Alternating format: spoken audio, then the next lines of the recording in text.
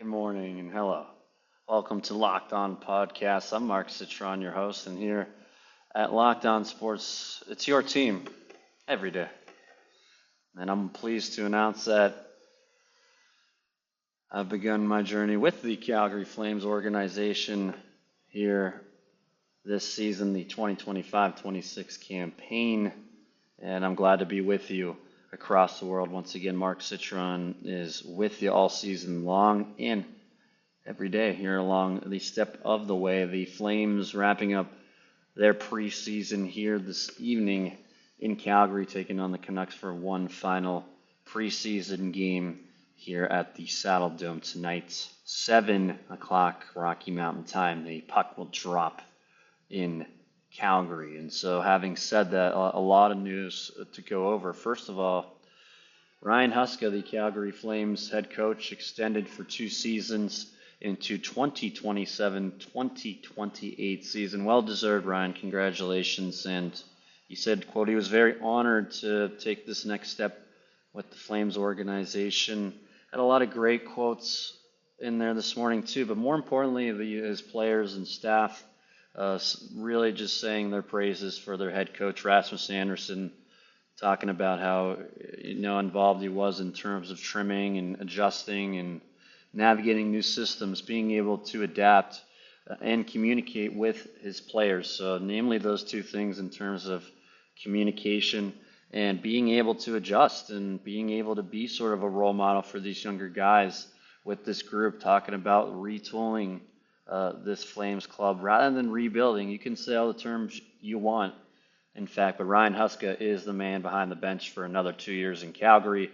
And so really locally and presumed at least nationally, this is a really solid move for the Flames to do. If they can't lock up Anderson, they'll sure lock up their bench boss. And we know with the recyclables in the NHL coaching world today that this is a really good step for the Calgary Flames. So good stuff there in terms of housekeeping. Today's show, we're going to really talk about the season preview of the Flames, what to expect. And it's pretty, I feel like, broken down in terms of what this team needs to do. And the offense, we get it, is not, you could say, underwhelming at some points. There's a lot of bright spots, including Matt Cornell, the Bison. Shout out to the Bison, who just a splendid rookie year, 24 goals, ended up earning a 7-year extension in Calgary for the Flames.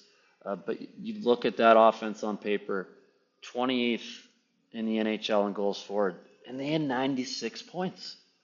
I mean, that is remarkable. If you have the 15th best goals against average in the league, you're halfway there.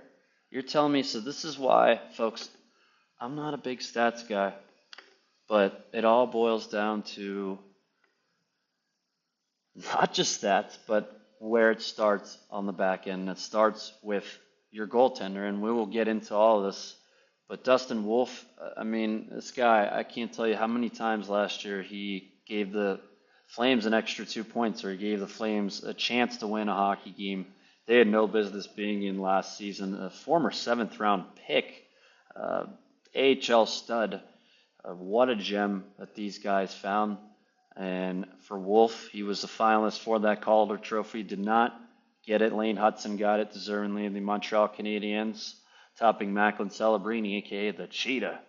That's what I called him here in junior hockey. We're on the road currently, so you see this hotel attire behind me. Gotta love it. But nonetheless, Wolfie, he's your man. You look on paper again, the Flames, 909 save percentage as a team, and you just kind of ignore that. But Wolf, the 5th fastest goaltender to reach 20 wins as a rookie, definitely is a guy that, you look at his numbers last year, save percentage 910, faced 1,549 shots, 3 shutouts.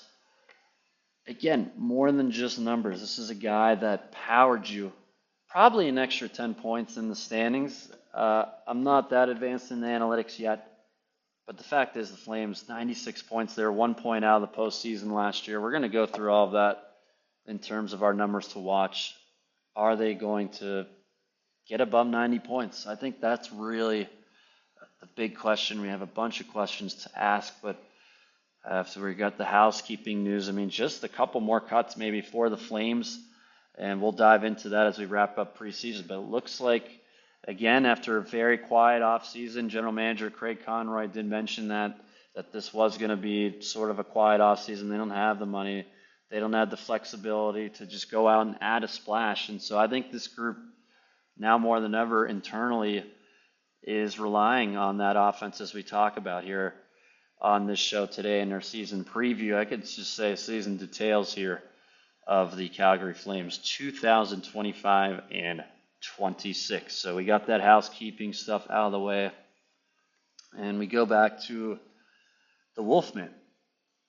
And so can Wolf do it again, right? I think some people take for granted the position in this sport. I mentioned earlier in the show, it all starts from your back end, from your goaltender to your defense, how you play, how you get the pucks on the lines, how you get them off in all three zones.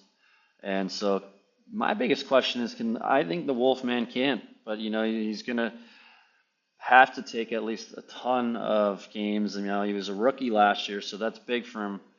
But he's probably going to have 60 or so at least starts this year. And so for the Flames, I'm looking more at these two things that you'll probably hear me talk about all season long, but that's special teams. So adding to, can Wolf do it again?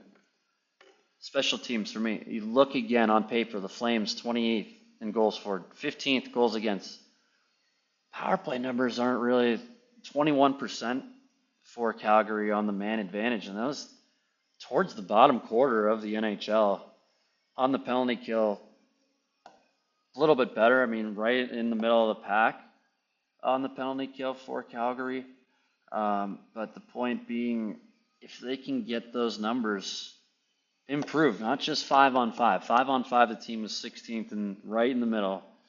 But if you can get, and for me, I'm looking at the trade that Craig Conroy made last year midseason when he acquired Morgan Frost and also Joel Farabee from the Philadelphia Flyers, because those guys, you look at the numbers, Frost, 32 games overall, not 3 goals, 12 points. That's not going to cut it.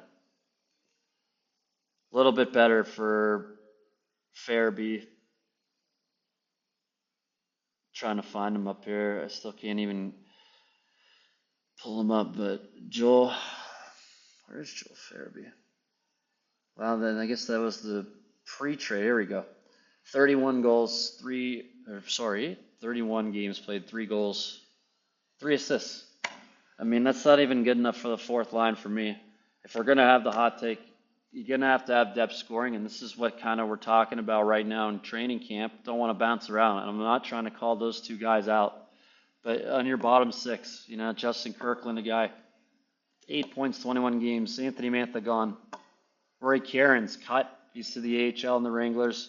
And so for me, I'm looking at, once again, Ryan Huska, head coach, saying, is Matvei Gritton going to get an opportunity here, at least early on in the season to start? And why not? It seems like the kid has earned it. He's been fabulous, especially his last couple of games, played a couple of goals.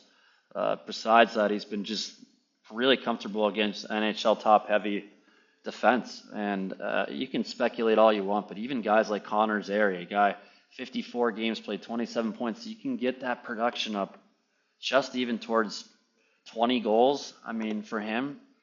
And you look like the guys that Ryan Lomberg, 13 points, 80 games for the Flames. And Igor Sharangovich, after having 30 goals, took a step back.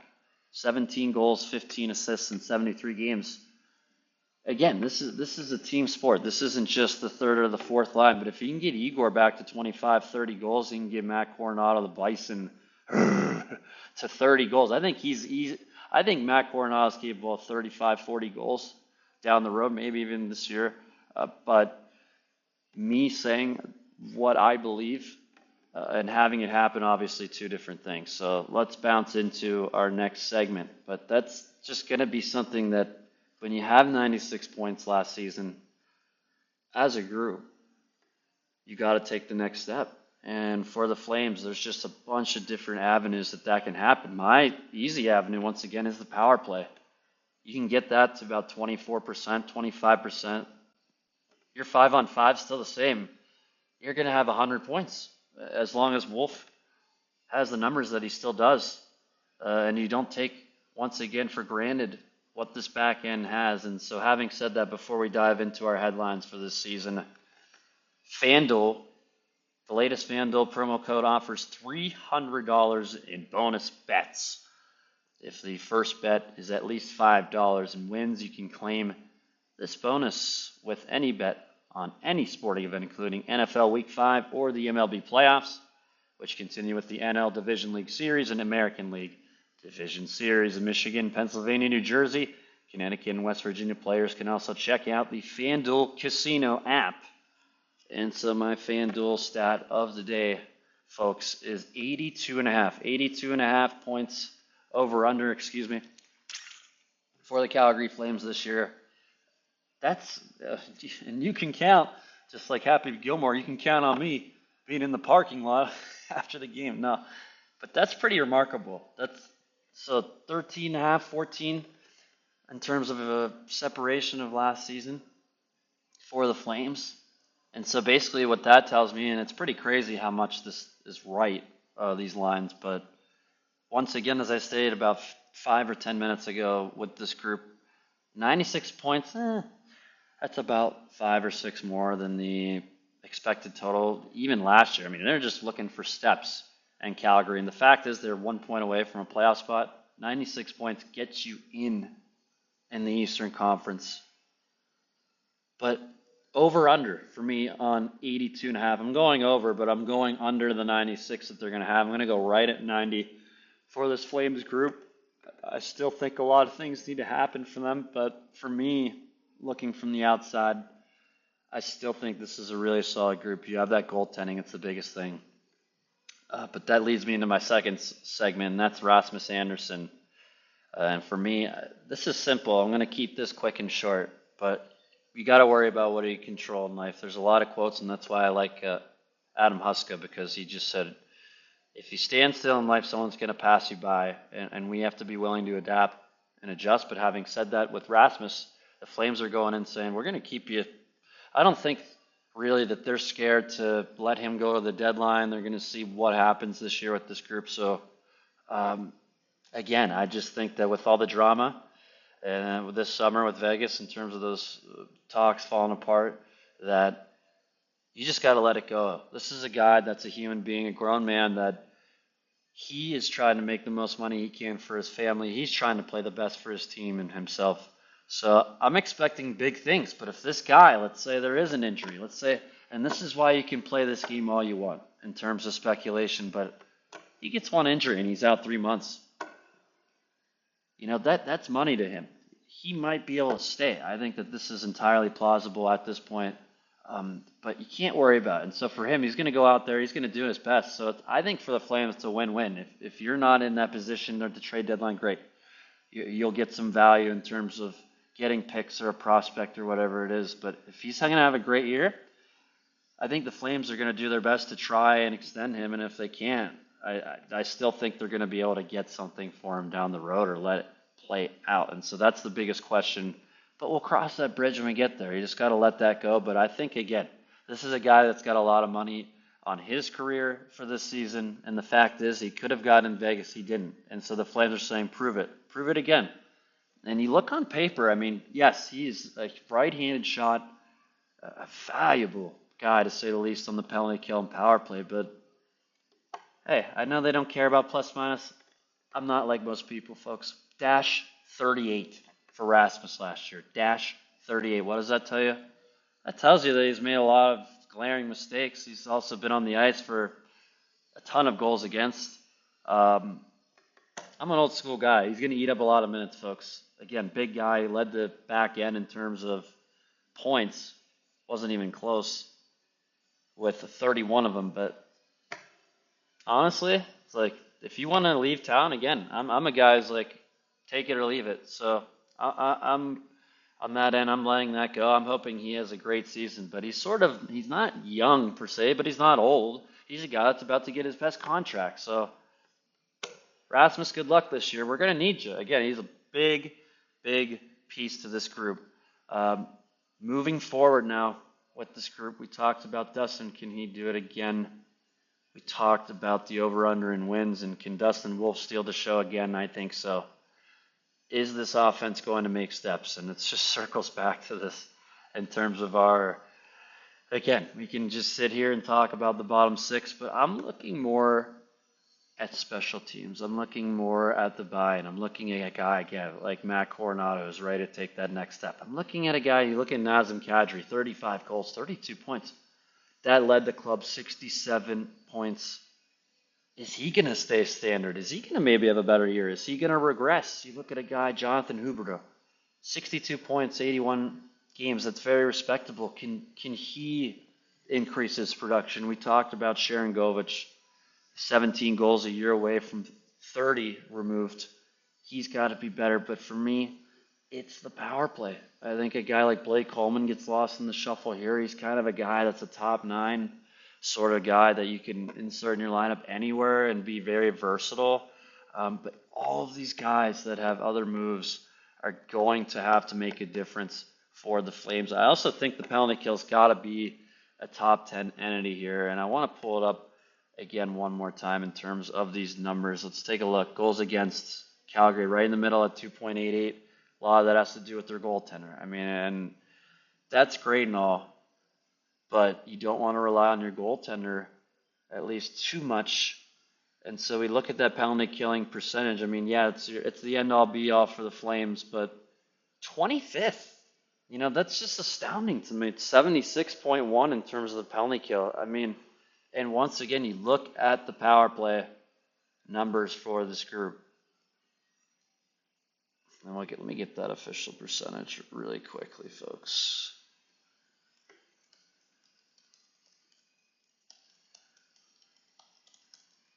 And then once again, a big, huge fan of the extension to Ryan Huska. And so 21%, still 19th in the league though. Again, you look, and if you're able to get 5 to 10 more goals in the power play right there, 10, 15 goals, for me, that just makes up for some of the bottom 6 stuff, for some of the depth on this group. But am I looking and saying Matt V. Gridden's the answer in the bottom 9? No, I just think the Calgary coaching staff is looking to go for younger, hungrier players. But for me, again, I think this sort of dives into special teams. If the Flames can be a top 10 special teams group, they're going to have over 100 points. But that's a lot of big ifs for the Flames. So having said that, our season preview this year, yeah, once again, for me, I'm going 90 points. I think this Calgary group really solid, but are they going to make the steps to get there? You know, we'll find out. But this is going to be a fun season in Calgary. I think a lot of guys looking to make the next step. And again, fantasy outlook for me, Matt Coronado. I think if you're a guy on a fantasy team and you're looking for somebody that's still available later on in the draft, I think this is your guy. I really believe that he's in for a breakout year, signing that 7-year extension. And the Flames definitely happy to see that.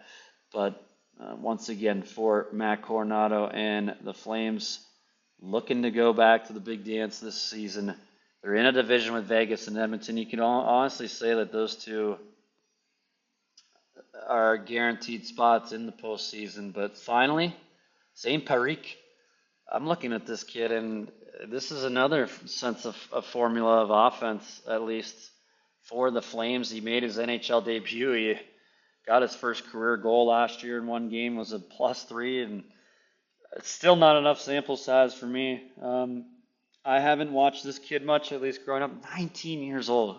All I've heard is just the cerebral, offensive-minded defenseman. Not a big guy, 6 feet, 183 pounds.